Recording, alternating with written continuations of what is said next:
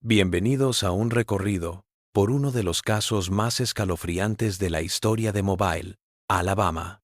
Antes de empezar, escribe en los comentarios desde dónde nos escuchas y qué hora es exactamente. Queremos saber qué lugares y qué horas del día o de la noche alcanzan estos testimonios documentados. Mobile, Alabama. La casa de Caldwell se hallaba a 3 millas fuera de los límites de la ciudad de Mobile, oculta entre cipreses cubiertos de musgo español. La propiedad era reconocible por su línea de 12 robles que flanqueaban el camino de media milla hasta la casa. En 1842 era propiedad de Thomas Caldwell, un hombre adinerado cuya familia se había mudado de Virginia 20 años atrás.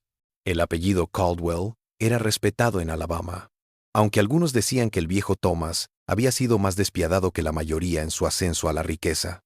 Lo que ocurrió en esa casa en el otoño de 1842 se murmuraría durante años, para luego perderse en la noche, enterrado bajo nuevas tragedias y la amnesia colectiva que a veces envuelve a los pueblos pequeños. Según los registros del condado, la plantación Caldwell tenía 38 esclavos, aunque las cuentas no oficiales indican que el número puede haber sido mucho mayor. Entre ellos había un hombre, Isaac. Su nombre, Caldwell, no era el suyo de nacimiento, sino que le fue impuesto, como era costumbre. Los papeles de Isaac son frustrantemente escasos, inventarios de bienes y una sola entrada en un libro de cuentas desenterrado de las antiguas habitaciones del capataz de la plantación en 1958. La nota del 3 de marzo de 1842 dice: Isaac moved to Northfields. Se necesita reemplazo. Esta nota administrativa aparentemente trivial más tarde adquiriría un significado más siniestro cuando se juntara con otras piezas de la historia. El otro nombre en nuestra narrativa pertenece a Rebecca Fontaine, la hermana viuda de la esposa de Thomas Caldwell, Elizabeth. Rebecca había llegado de Charleston en la primavera de 1841, después de la muerte de su esposo, James Fontaine, un comerciante de barcos cuya fortuna había disminuido en los años previos a su muerte. Los chismes del pueblo, registrados en el diario de Margaret Holcomb, una vecina que vivía una milla al este de la finca Caldwell, indicaban que la llegada de Rebecca no fue bien recibida por su cuñado. La señora C. dijo hoy que el señor C. ha estado de mal humor desde que llegó su hermana, dice una entrada del 18 de julio de 1841. Se queja de más gastos y de cambio en los asuntos de la casa. Parece que la señora F. se aísla, permanece casi siempre en las habitaciones del ala este y come sola la mayor parte del tiempo. El ala este de la casa Caldwell daba una parte de la propiedad que en otro tiempo había sido cultivada, pero que se había dejado salvaje en los años anteriores a la llegada de Rebecca. De acuerdo con los mapas de propiedad archivados en la oficina del secretario del condado de Mobile en 1839, esta área fue catalogada como tierra no susceptible de ulterior cultivo. No se dio ninguna razón para este nombre, pero las muestras de suelo tomadas en una inspección agrícola de la Universidad de Mobile en 1963 mostraron niveles inusualmente altos de hierro y azufre en este lugar exacto. Los autores del estudio lo calificaron como una anomalía, pero no dieron contexto histórico a sus descubrimientos. Lo que ocurrió en la finca Caldwell a finales del verano de 1842 comenzó como una serie de incidentes aislados. Agosto de ese año trajo lluvias sin precedentes que empaparon el suelo de Alabama y provocaron que el río Alabama se desbordara en algunos puntos. Según los registros meteorológicos del capitán del puerto de Mobile, agosto de 1842 tuvo 23 días de lluvia, en comparación con un promedio de 9. La lluvia continua causó estragos en toda la zona, desatando una epidemia de fiebre que mató a 17 personas en Mobile y a un número desconocido en el campo circundante. Fue en estos días oscuros que se comenzaron a presenciar los primeros fenómenos extraños en la propiedad Caldwell. El diario de Elizabeth Caldwell, encontrado en 1957 mientras renovaban lo que había sido la casa principal de la finca, hace la primera mención de lo que se convertiría en un patrón. El 22 de agosto anotó: la lluvia sigue implacable. Thomas ha estado enojado con los trabajadores del campo por los retrasos en la cosecha. Rebecca dijo que escuchó ruidos debajo de su piso de nuevo anoche. Thomas dice que es solo la casa que se asienta por la humedad, Pero le he dicho a Samuel que revise los cimientos mañana de todos modos. No se vuelve a mencionar la inspección de Samuel si es que sucedió. La siguiente entrada, del 27 de agosto, regresa a los temas de las tareas domésticas y los arreglos para la próxima visita de los socios de negocios de Thomas. A Rebecca no se le vuelve a mencionar hasta el 10 de septiembre, cuando Isabel escribe: Rebecca ha estado en cama quejándose de dolor de cabeza y sueño interrumpido. El médico Mills le recetó láudano, aunque no sé si mejoraría si se trasladara al ala oeste, lejos del sol de la mañana. Thomas no quiere saber nada al respecto. Dice que ya está todo negociado y no se puede cambiar. ¿Qué cambios exactos estaba hablando Thomas Caldwell? No está claro en la documentación existente. El mapa de la casa Caldwell, reconstruido a partir de los planos arquitectónicos del condado de 1836 y revisado en 1840, revela que el ala este albergaba 4 habitaciones, un dormitorio, una pequeña sala de estar, un baño privado y un armario al que se accedía por una puerta estrecha en la pared este del dormitorio. Este armario compartía su pared norte con una escalera trasera que conducía a lo que los planos llaman zonas de servicio. Septiembre de 1842 trajo un alivio de las lluvias, pero un calor inusual que varios diaristas del momento señalaron como sofocante. El reverendo William Stokes, de la Tercera Iglesia Presbiteriana de Mobile, escribió el 15 de septiembre. El Señor ha sustituido las inundaciones por un calor que prueba la resistencia de su grey. Muchos han enfermado, y los servicios se han reducido. Entre los ausentes a la iglesia se encontraba la familia Caldwell, que según el diario de Elizabeth se había quedado en casa 3 domingos seguidos por temor a un contagio en la ciudad. Es en este lapso que la dinámica entre los Caldwell y Rebecca Fontaine parece haberse deteriorado. Una carta de Elizabeth a su prima en Virginia del 23 de septiembre sugiere que las cosas se estaban tensando. El temperamento de Rebecca se ha vuelto más difícil. Se encierra en sus aposentos casi a diario, aduciendo debilidad, aunque Thomas dice oírla vagar por las noches.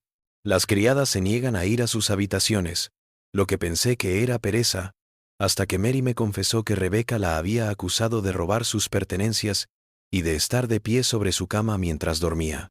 Le dije a Mary que su señora ha estado enferma y que tal vez se confundió por su medicina, pero la chica no me creyó. La primera alusión explícita a Isaac en conexión con estos acontecimientos surge en una entrada del libro de contabilidad de asignación de trabajo de la plantación, fechada el 25 de septiembre. Isaac volvió de Northfields para ayudar a arreglar los cimientos del ala este. Williams estará a cargo. A esta entrada le sigue otra del 28 de septiembre que dice: Isaac reasignado a tareas domésticas por el señor C. Lo que sucedió entre el 28 de septiembre y el 12 de octubre está mayormente sin documentar.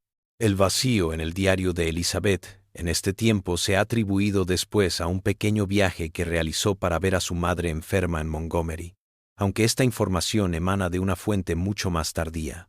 Una entrevista de 1912 con Martha Caldwell, la hija de Thomas y Elizabeth, que tenía 7 años en 1842.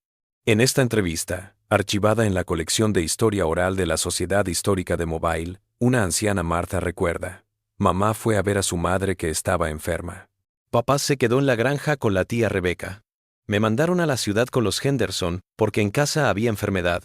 Eso me dijeron. De todos modos, cuando llegué a casa, la tía Rebecca se había ido.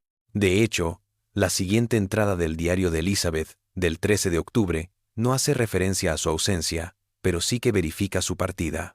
Volví a casa, y estaba todo un caos, y Rebecca se había ido.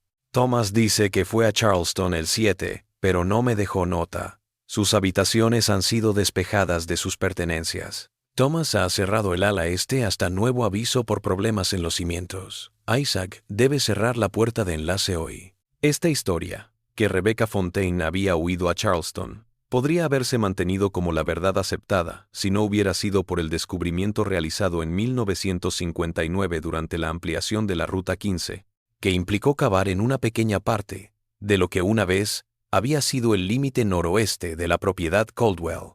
Los restos descubiertos en esta construcción vial se interpretaron en un primer momento como los de un cementerio de esclavos sin señalizar, algo no raro en las grandes plantaciones de antes de la guerra. Pero el informe forense reveló algo más perturbador. Entre los restos de lo que parecían ser 5 personas, se hallaron los de una mujer caucásica de entre 30 y 40 años al morir, que llevaba los restos de lo que en un tiempo fue un relicario de oro, con un retrato en miniatura destrozado. El hallazgo desató una breve investigación por parte de las autoridades del condado, pero como los sucesos habían tenido lugar más de un siglo atrás, no hubo mucho interés por parte de las autoridades en seguir investigando más allá del papeleo. Los restos fueron finalmente enterrados en el antiguo cementerio Magnolia, en Mobile, en una tumba sin marcar. El caso se archivó en los archivos del condado con la nota de que la identificación no era definitiva, pero que se sospechaba que estaba relacionada con la finca Caldwell debido a la proximidad.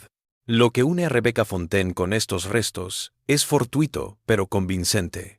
Una carta de Elizabeth Caldwell a Rebecca, del 5 de noviembre de 1842, fue devuelta sin abrir, anotada destinatario desconocido en esta dirección. Esta carta, guardada en los archivos familiares Caldwell, donados a la Sociedad Histórica de Mobile en 1938, muestra la creciente preocupación de Elizabeth por el silencio de su hermana, y cómo Thomas dice que estabas decidida a comenzar de nuevo y no querías asociaciones que te recordaran tus dificultades.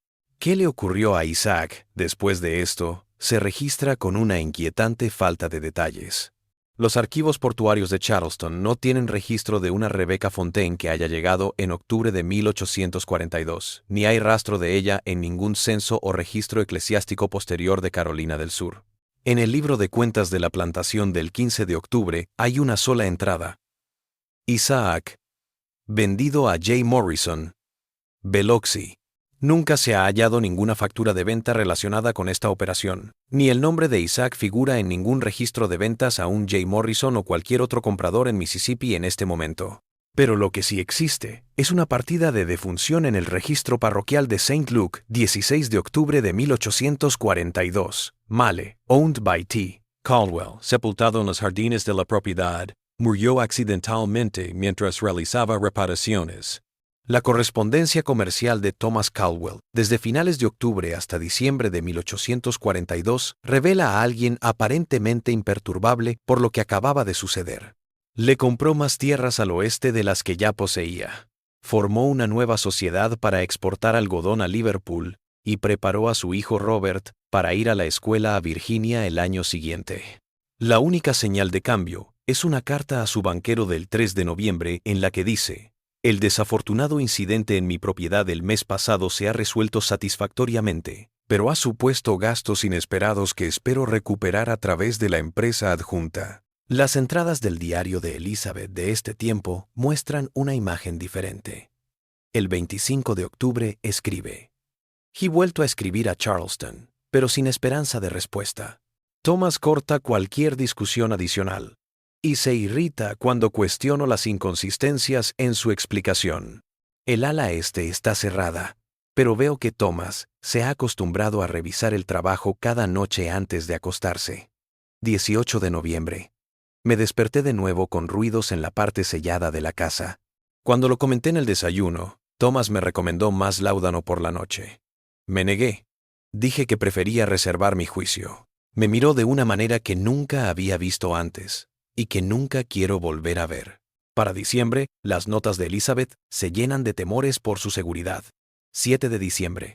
He movido a Caroline a mi vestidor por la noche, diciendo que necesito su ayuda temprano en la mañana. La verdad que no me atrevo a confesar es que ya no me atrevo a dormir sola. El comportamiento de Thomas se vuelve más errático. Ayer pasó 3 horas en el ala este, rompiendo su propio sello de puerta y saliendo cubierto de polvo, diciendo que estaba revisando termitas. Su última anotación del 31 de diciembre de 1842 es quizás la más inquietante.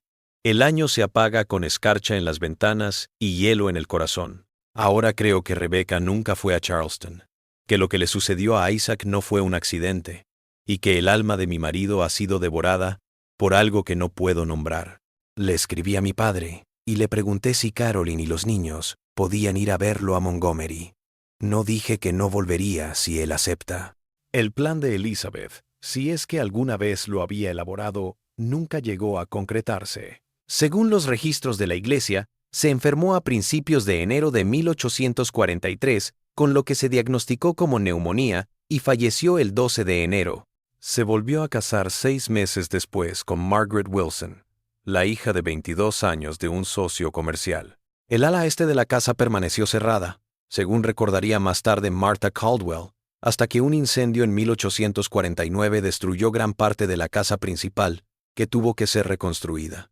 La propiedad permaneció en la familia Caldwell hasta 1878, cuando fue vendida tras la muerte de Thomas Caldwell. Los nuevos propietarios, la familia Mercer, no informaron de sucesos inusuales durante sus 20 años de ocupación de la casa reconstruida. Pero le siguieron una serie de dueños, ninguno de los cuales permaneció más de 5 años. Para 1920 la casa principal estaba abandonada, pero las tierras seguían siendo cultivadas por arrendatarios que residían en construcciones más pequeñas dentro de la propiedad. En 1958, la historiadora Dra. Eleyanena Tate, de la Universidad de Mobile, comenzó a investigar la historia de la finca Caldwell como parte de un estudio más amplio sobre la vida en las plantaciones de antes de la guerra en el sur de Alabama. La Dra. Tate, que primero unió las piezas dispersas de evidencia en las desapariciones de Rebecca Fontaine e Isaac. Aunque su artículo académico sobre el tema, publicado en el Journal of Southern History en 1959, se aseguró de ofrecer varias explicaciones posibles de la evidencia existente. Aunque sea tentador armar una historia de juego sucio con estas piezas de evidencia esparcidas, escribió: hay otras explicaciones. Rebecca Fontaine podría haber salido de Alabama, tal vez bajo un nombre diferente, o en lugar de eso, a Charleston. El hombre esclavizado, Isaac, pudo haber sido vendido a pesar de la falta de documentación confirmatoria, ya que el mantenimiento de registros para tales transacciones no siempre fue meticuloso. Los restos descubiertos durante la obra vial, si bien plantean preguntas inquietantes, no pueden ser identificados definitivamente como los de ningún individuo específico. La reserva de la doctora Tate era académicamente sólida, pero tal vez también diplomática. Su investigación había encontrado resistencia de varias familias prominentes de Mobile con conexiones con los Caldwell, que objetaron lo que caracterizaron como especulación sensacionalista sobre ancestros respetados. Después de la publicación de su artículo, la Dra. Tate centró su atención en aspectos menos controvertidos de la historia regional y no publicó más sobre el caso Caldwell. La historia podría haber terminado ahí, relegada a notas a pie de página académicas y chismes de pueblo, si no hubiera sido por el hallazgo realizado en 1968 durante la demolición de la última estructura en pie de lo que una vez fue la propiedad Caldwell. Unos obreros que limpiaban los cimientos de lo que había sido un almacén encontraron una caja metálica sellada dentro de un muro. En su interior se encontraban algunas cosas: un libro encuadernado en cuero cuyas páginas se habían estropeado mucho por culpa de la humedad, un relicario de oro con el retrato en miniatura de una mujer sorprendentemente bien conservado y un documento plegado que parecía una carta parcialmente quemada. Los papeles fueron entregados a la Comisión Histórica del Condado de Mobile, donde permanecieron en su mayoría olvidados hasta que, en 1962, el arquivero James Peón comenzó el arduo trabajo de intentar conservar y descifrar el libro deteriorado.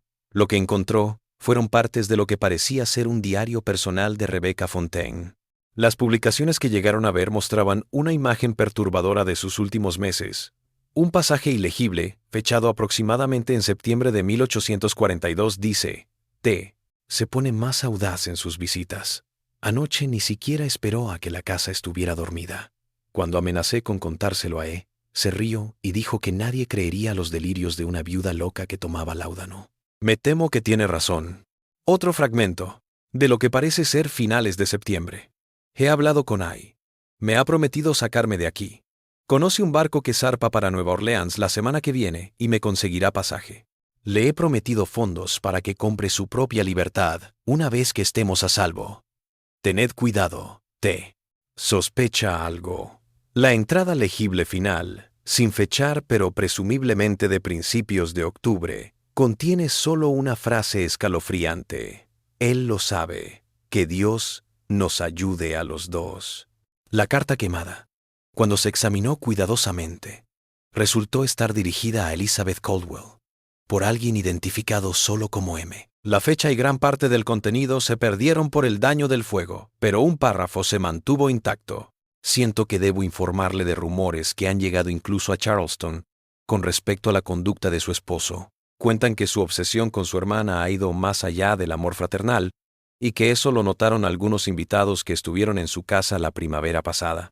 Me habría callado, pero su carta preocupándose de que Rebecca no haya llegado aquí me obliga a revelar lo que escuché. Si ella no está con usted en Mobile y no está aquí en Charleston, me temo que puede haber motivos de grave preocupación. El retrato en el relicario, cuando fue analizado por historiadores de arte, lo reconocieron como de las miniaturas folclóricas de los años 1830 y principios de 1840.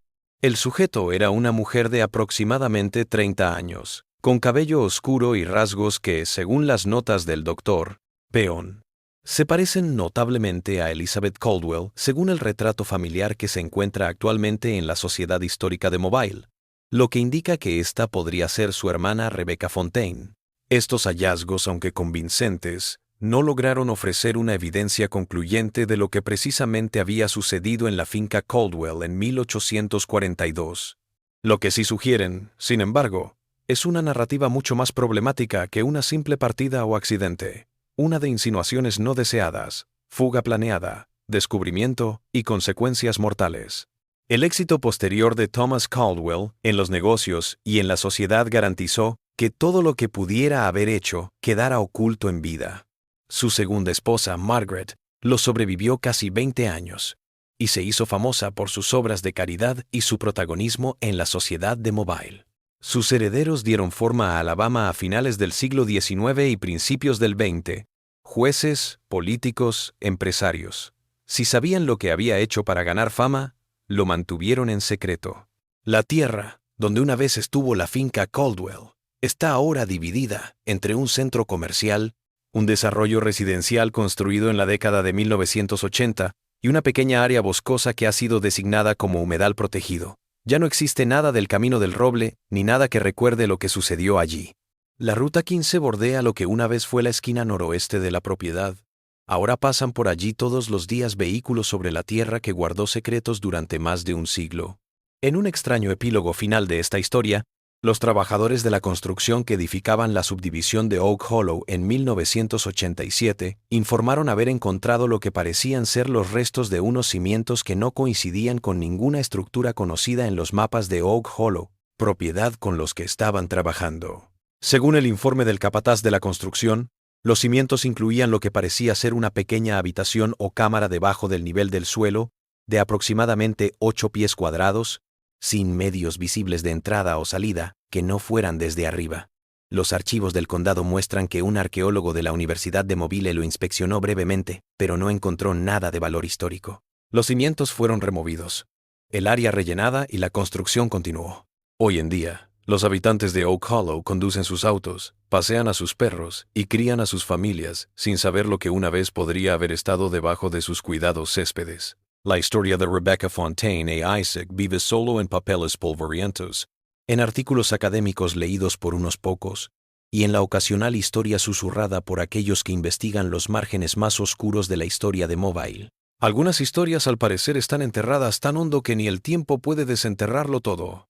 Lo que queda son solo trozos, como reflejos de un espejo roto que muestran partes de una verdad que nunca podremos reconstruir. Tal vez sea mejor así.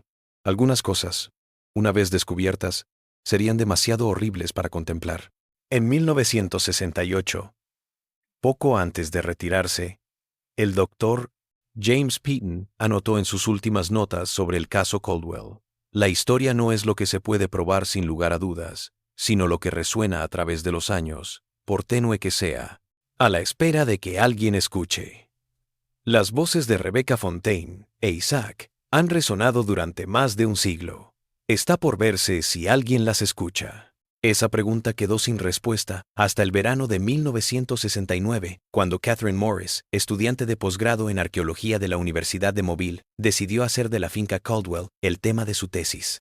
A diferencia de sus antecesores, que habían tratado el lugar como una curiosidad histórica, Catherine quería saber qué restos materiales podrían quedar bajo la superficie, qué podrían revelar todavía sobre lo que sucedió en 1842.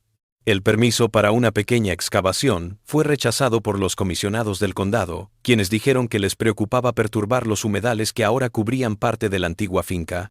Solo el buen obrar del Dr. William Hargrove, un historiador cuyos parientes eran prominentes en la sociedad de Mobile, que finalmente le dio a Catherine la aprobación condicional para estudiar durante 3 semanas una pequeña parcela cerca de donde la Ruta 15 cruzaba la propiedad.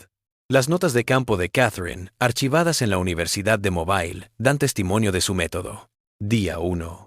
He mapeado una cuadrícula sobre unos 800 pies cuadrados de la antigua esquina noroeste de la propiedad Caldwell. El examen de la superficie no muestra nada de interés. Mañana iniciaremos pequeños pozos de prueba. En la primera semana, sus notas continúan siendo rutinarias, catalogando muestras de suelo, escombros contemporáneos y fragmentos aislados de cerámica y vidrio del siglo XIX. Los restos habituales de una casa habitada durante mucho tiempo, pero nada que profundizara el enigma Caldwell.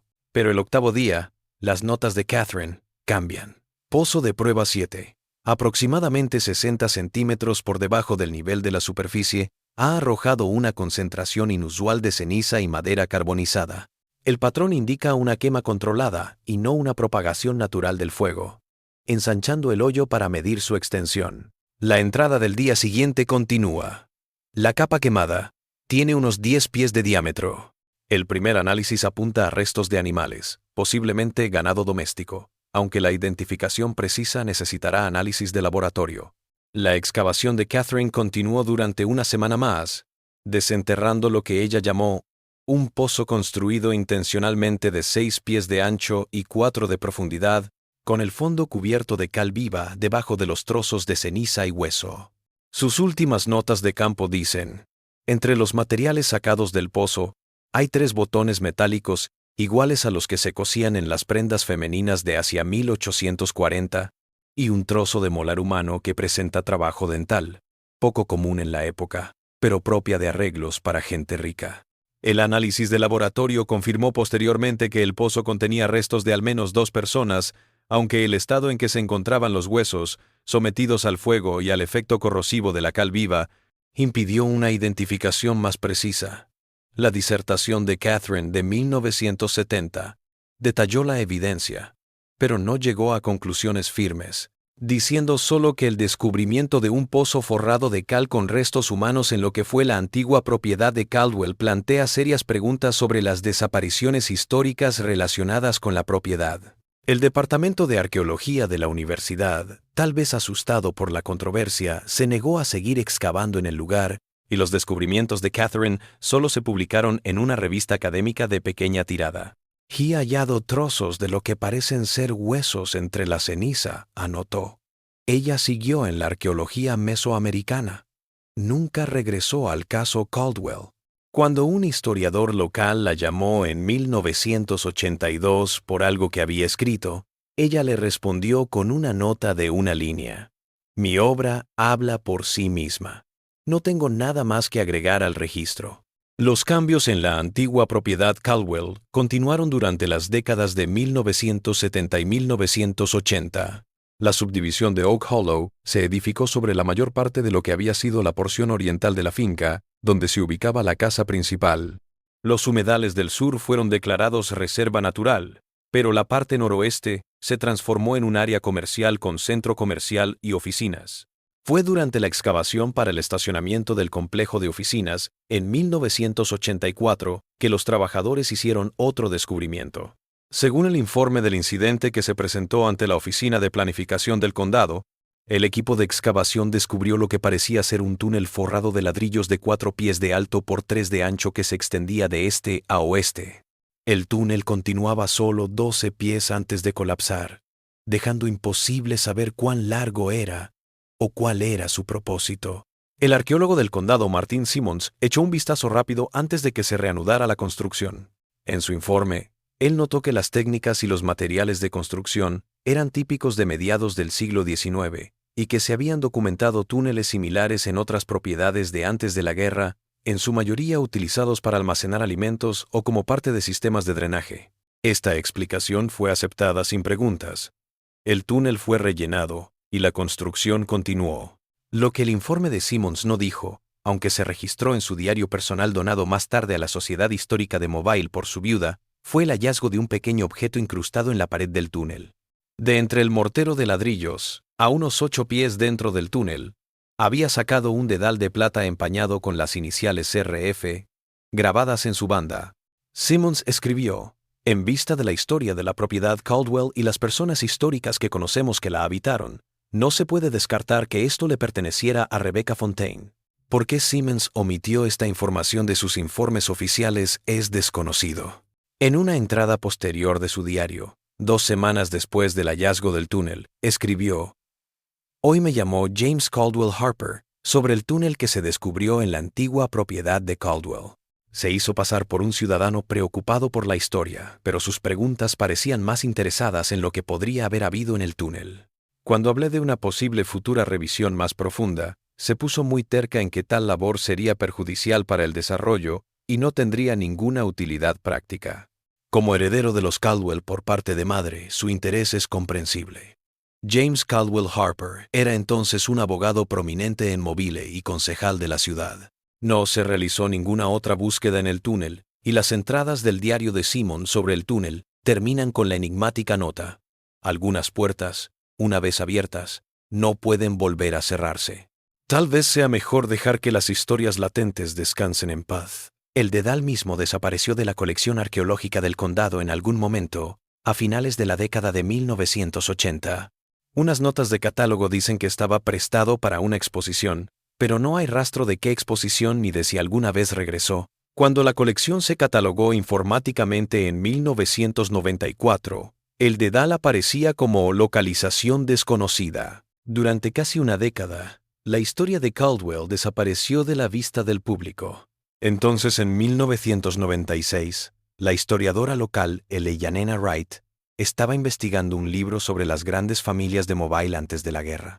Su petición de ver los archivos familiares Caldwell donados a la Sociedad Histórica de Mobile décadas atrás, pero poco consultados, abrió la puerta a un hallazgo inesperado. Mientras revisaba la correspondencia de 1842 hasta 1843, que más tarde describió en el prefacio de su libro, descubrí que faltaban varias hojas que parecían haber sido recortadas del volumen encuadernado de cartas comerciales de Thomas Caldwell. Aún más intrigante fue el hallazgo de un sobre no catalogado anteriormente oculto en la encuadernación, que contenía una carta incompleta fechada, el 18 de octubre de 1842, dirigida a Thomas Caldwell por alguien llamado J. M. de Biloxi. La carta era corta, pero reveladora. Asunto resuelto como acordamos. Pagado. No se requiere ni se aceptará más correspondencia sobre este asunto. Wright dijo que las iniciales J.M. se parecían al Go. Morrison, nombrado en el libro de cuentas de la plantación como el que había comprado a Isaac solo unos días antes, lo que abría la cuestión de qué asunto se había zanjado y qué servicio se había pagado realmente. La investigación de Wright también desenterró una entrada olvidada en los registros de la primera iglesia presbiteriana de Mobile, fechada el 21 de octubre de 1842. En el libro de visitas del pastor, se leía: llamado a T. Caldwell en su nombre. Buscó oración y consejo sobre lo que llamó una acción necesaria, pero preocupante, para defender el honor de la familia. Le recordé las escrituras sobre la misericordia y la justicia. Me marché preocupado por su condición espiritual. En su libro Mobile's Founding Families, Power and Legacy, en Antebellum, Alabama, 1997, Wright dedicó un capítulo a los Caldwell que detallaba lo que se sabía sobre la desaparición de Rebecca Fontaine y la evidencia circunstancial que la vinculaba con la desaparición de Isaac. El libro atrajo poca atención fuera de los círculos académicos, aunque una reseña en el Mobile Register dijo que el estudio clínico que hace Wright de la historia familiar Caldwell plantea cuestiones inquietantes sobre las raíces sobre las que se basan algunas de las familias más respetadas de la historia. Nuestra ciudad. Después de la publicación del libro, Wright dijo que recibió varias llamadas telefónicas anónimas, diciéndole que no revolviera cosas que es mejor dejar en el olvido. Ella las desestimó como chistes, pero sus compañeros observaron que después cambió su enfoque de investigación a la era de la reconstrucción, dejando el periodo anterior a la guerra en gran medida sin explorar en su obra posterior. El último acto en el drama Caldwell se abrió en 2002, cuando el huracán Matthew devastó la región de Mobile, inundando áreas de la subdivisión Oak Hollow construida sobre la antigua tierra Caldwell. La inundación fue más severa en la parte noreste del desarrollo, donde 4 viviendas sufrieron daños en sus cimientos que obligaron a la evacuación. Mientras restauraban la casa en 17 Oak Hollow Lane, los obreros encontraron algo macabro. Mientras cavaban alrededor de los cimientos rotos, encontraron restos humanos a unos 6 pies por debajo del suelo actual. Se detuvo el trabajo y se llamó a la oficina del forense del condado. El examen inicial dictaminó que los restos eran antiguos en lugar de recientes, y se llamó a arqueólogos de la Universidad de Mobile para realizar una excavación adecuada. Lo que descubrieron, según el informe oficial presentado al condado, fueron los restos de 2 personas enterradas sin ataúdes en lo que parecía una tumba improvisada. Unos restos fueron identificados como los de un varón africano de entre 20 y 30 años. El segundo era una mujer de raza blanca, de entre 30 y 40 años. La antropóloga forense que analizó los restos, Samantha Torres, dejó algunas notas importantes en su informe. El esqueleto masculino presentaba signos de fracturas cicatrizadas en 2 costillas y en el radio izquierdo, lesiones compatibles con traumatismos ocurridos al menos un año antes de la muerte. Aún más revelador, tanto los restos masculinos como los femeninos mostraron fracturas en las vértebras cervicales, lo que indica una lesión traumática en el cuello. En términos sencillos, cuellos rotos. El patrón de daño visto en ambos individuos, escribió Ladra Torres, es compatible con la muerte por ahorcamiento. Los restos femeninos también presentaban una fractura en el hueso temporal derecho que podría ser perimortem o muy cercana a la muerte, lo que indica un golpe en la cabeza. Por la forma en que fueron encontrados los restos y la ausencia de ritos funerarios, estos no parecen ejecuciones judiciales, sino más bien cuerpos eliminados clandestinamente. La datación por radiocarbono situó el momento de la muerte a principios o mediados del siglo XIX, lo que se ajusta al período de tiempo de 1842 de las desapariciones de Rebecca Fontaine e Isaac. Entre los restos se hallaron un botón metálico oxidado, trozos de lo que parecía ser un zapato femenino, y lo más importante, un pequeño relicario de oro que contenía un retrato en miniatura casi irreconocible debido al tiempo y la humedad. Se intentó hacer ADN pero no se pudo obtener resultados por el estado en que se encontraron los restos. Sin un heredero de Rebecca Fontaine para comparar, la identificación positiva siguió siendo imposible desde un punto de vista científico. Pero la evidencia circunstancial, la ubicación, el momento aproximado, la manera de la muerte y especialmente el relicario similar al descrito en las pertenencias de Rebecca, apuntaba en una dirección. El hallazgo reavivó el interés en el caso Caldwell, incluso con un artículo de portada en el Mobile Register titulado Los fantasmas de Oak Hollow, un misterio de un siglo resurge. El artículo enumeró las desapariciones pasadas, los múltiples descubrimientos a lo largo de los años, y los más recientes. Concluyó con una cita de Ladra. Como científicos, solo podemos decir lo que la evidencia física nos revela. Estas personas murieron violentamente y fueron enterradas clandestinamente en lo que entonces era la tierra de Caldwell.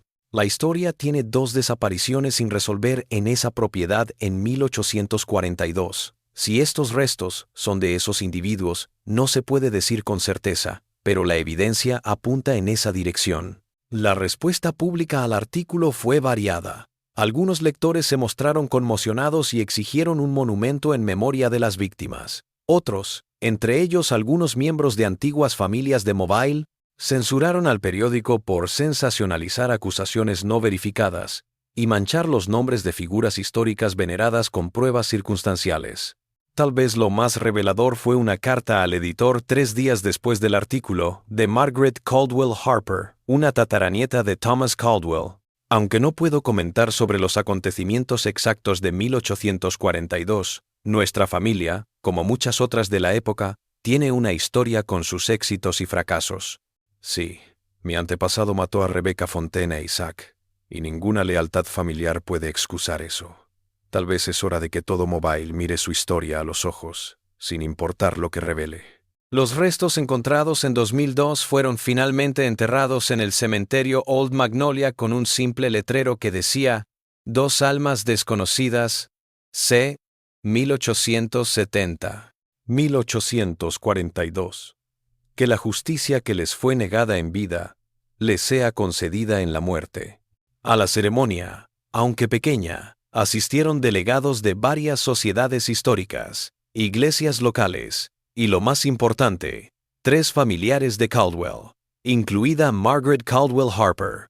En los años que han pasado, la historia se ha ido integrando en la historia narrativa de Mobile, apareciendo en algunas rutas a pie por el centro y en libros sobre la preguerra de Alabama. La subdivisión Oak Hollow sigue creciendo. Cada año se construyen más casas en las tierras que una vez fueron de Thomas Caldwell. La mayoría de los habitantes desconoce la historia del lugar, aunque a veces corren rumores sobre ruidos extraños que se escuchan en las partes más antiguas del desarrollo, sobre todo en las noches de lluvia de octubre. El último capítulo en la saga de Rebecca Fontaine e Isaac se escribió en 2008, cuando la reforma del Palacio de Justicia del Condado de Mobile desenterró una cámara sellada tras una pared de madera en lo que habían sido las antiguas cámaras del juez. En el interior había un maletín de cuero con papeles, entre ellos una confesión manuscrita firmada por James Morrison de Biloxi, Mississippi, el 2 de enero de 1867. La confesión, que ahora se guarda en los archivos de la Sociedad Histórica de Mobile, decía en parte: en vista de mi propia muerte, debo liberar mi alma de un pecado que ha pesado sobre mí durante 25 años. En octubre de 1842, Thomas Caldwell de Mobile me ofreció una gran suma de dinero por mi ayuda, en lo que llamó un asunto de honor familiar. Fui a su hacienda la noche del 7 de octubre y le ayudé a ahorcar a 2 personas, una mujer que dijo que era su cuñada y que se había comportado de manera inmoral y ponía en riesgo el buen nombre de su familia, y un esclavo varón, del que dijo que era cómplice de sus pecados. No desafié su derecho a dar esa justicia, como era la práctica del tiempo. Enterramos los cuerpos en su propiedad, al límite de los campos del norte. Luego hizo un documento falso como que me había vendido al esclavo, lo cual nunca sucedió. Volví a Biloxi con dinero manchado de sangre que no me ha traído más que miseria en los años que han pasado. Dios tenga piedad de mi alma, aunque no lo merezco. La autenticidad del documento ha sido certificada por varios expertos en escritura antigua. El papel, la tinta y la letra son coherentes con la época. Lo que aún se desconoce es cómo la confesión quedó sellada en el interior del Palacio de Justicia o por qué permaneció oculta durante tanto tiempo. Con la confesión de Morrison, el marco de lo que ocurrió en la finca Caldwell en octubre de 1842 parece completo. Puede que Thomas Caldwell, rechazado en su intento de seducir a su cuñada, o al enterarse de una fuga planeada que pondría en riesgo su poder y sus bienes, los eliminó a ambos en un solo acto. Su riqueza, estatus y la autoridad indiscutible que se les daba a los propietarios blancos masculinos en Alabama antes de la guerra le permitieron literalmente enterrar sus crímenes y seguir con sus vidas sin ser molestados, creando un legado que beneficiaría a sus herederos durante generaciones. Sin embargo, quedan preguntas. El túnel descubierto en 1984 implica una red de clandestinidad más amplia de lo que exigiría un crimen pasional único.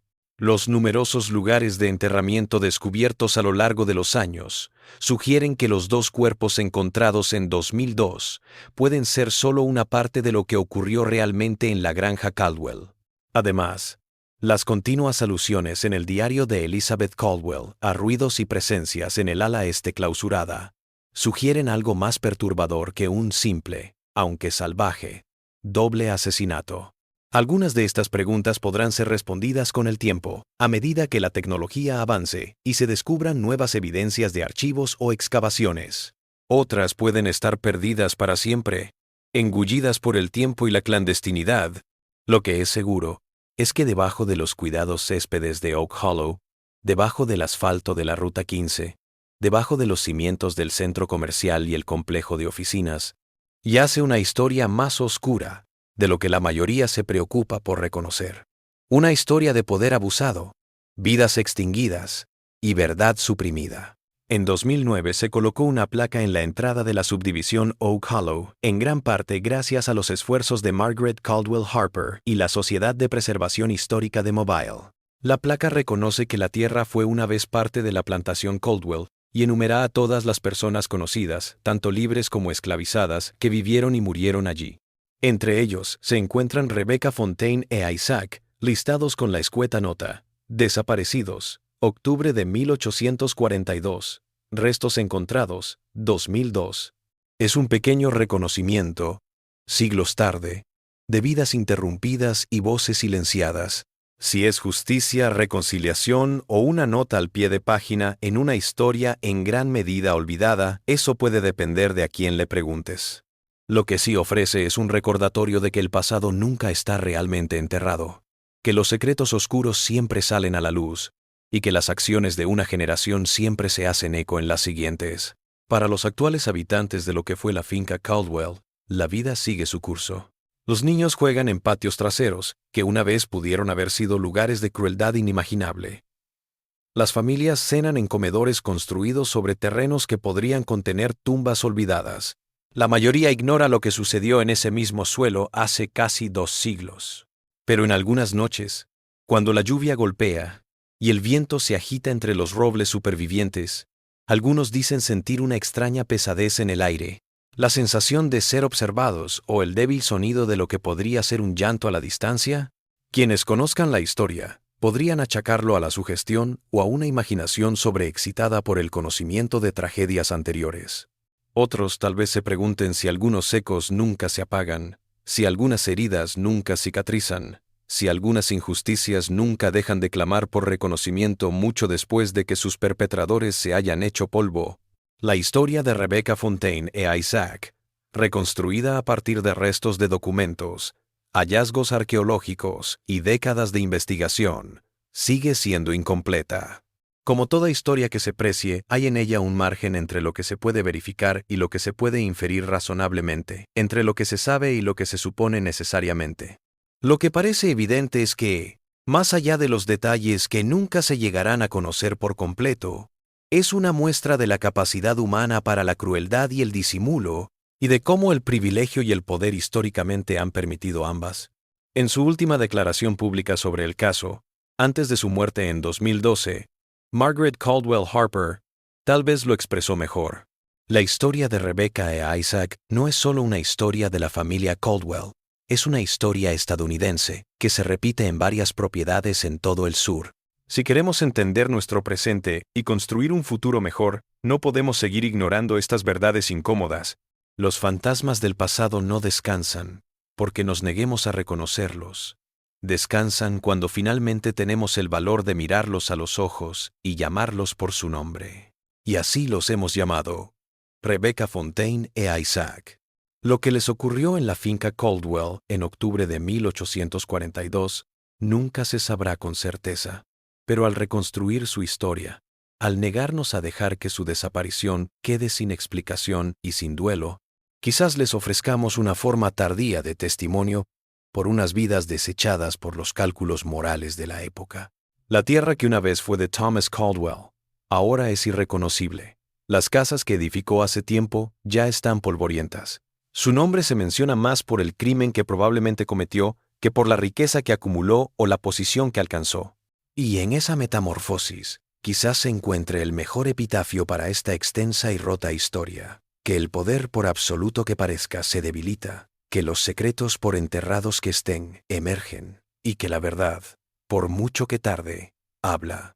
En los archivos de la Sociedad Histórica de Mobile, la confesión de James Morrison, las páginas del diario de Rebecca Fontaine y el diario de Elizabeth Caldwell yacen uno al lado del otro en un almacén climatizado, testigos en papel de acontecimientos pasados. En el cementerio Old Magnolia, los restos de 2 personas que podrían ser Rebecca e Isaac descansan bajo una lápida sencilla, por fin reconocidos, si no del todo conocidos. Y en Oak Hollow, la vida sigue. Se escriben nuevas historias, pero bajo la superficie, las antiguas aguardan, inconclusas, olvidadas, pero integradas en la historia viva de un lugar y su gente. Hay heridas que nunca cicatrizan, hay historias que nunca terminan de contarse, hay enigmas que guardan su núcleo de oscuridad incluso cuando se revelan a la luz. El caso de Rebecca Fontaine e Isaac Caldwell, si es que los restos son suyos, es un ejemplo de ello.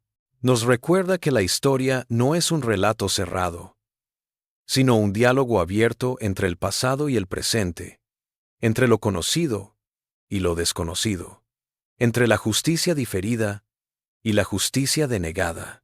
Tal vez sea así. La solución total, después de todo, podría darnos la comodidad del cierre, de archivar verdades difíciles, como casos resueltos, que ya no requieren nuestra atención. Y es precisamente su parcialidad lo que la mantiene viva, lo que la mantiene pertinente, lo que la mantiene interpelando nuestra conciencia actual. ¿Qué historias de poder y justicia recordamos? Cuando manejas por la Ruta 15, más allá de lo que una vez fue la esquina noroeste de la propiedad Caldwell, no hay nada que te diga que estás atravesando terrenos que pudieron haber albergado horribles secretos durante más de un siglo y medio. El paisaje no lleva marcas de Rebecca Fontaine o Isaac, de los crímenes de Thomas Caldwell o de las sospechas de Elizabeth. La vida ha continuado. El mundo ha cambiado. Pero algo permanece en archivos polvorientos, en narraciones repetidas, en nombres susurrados después de generaciones de silencio. Algo que nos recuerda que el pasado nunca se va por completo, que sigue moldeando nuestro presente en formas conocidas y desconocidas. Algo que murmura, como el viento, a través del musgo español en una noche de octubre. En Mobile. Recuerda. Testigo. Di la verdad con poder, incluso si ese poder se desvaneció hace mucho tiempo. Para Rebecca Fontaine e Isaac, la justicia terrenal llegó demasiado tarde. Para nosotros, su relato es la ocasión de admitir que hay deudas que nunca podrán ser saldadas, errores que nunca podrán ser reparados. Pero el reconocimiento es importante. Al decir sus nombres, al narrar su historia, por incompleta que quede, declaramos que sus vidas importaron, que lo que les ocurrió todavía importa, que en la historia de la humanidad, incluso los silenciados pueden ser escuchados.